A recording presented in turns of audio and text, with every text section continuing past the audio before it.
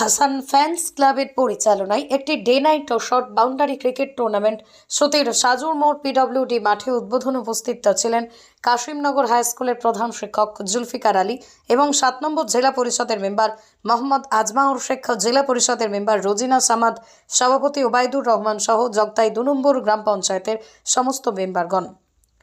ইতিমধ্যেই আপনারা জানেন যে নতুন প্রজন্ম মাঠ বিমুখ, আর তাই এই ধরনের টুর্নামেন্টগুলো তাদের কাছে একটা নজির গড়ে।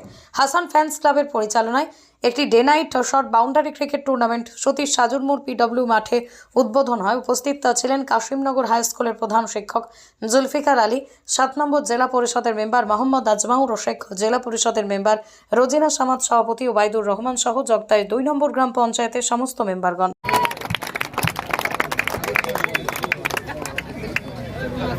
দিয়ে ওনাকে সম্মানিত করা, জোরে হাততালি একটা।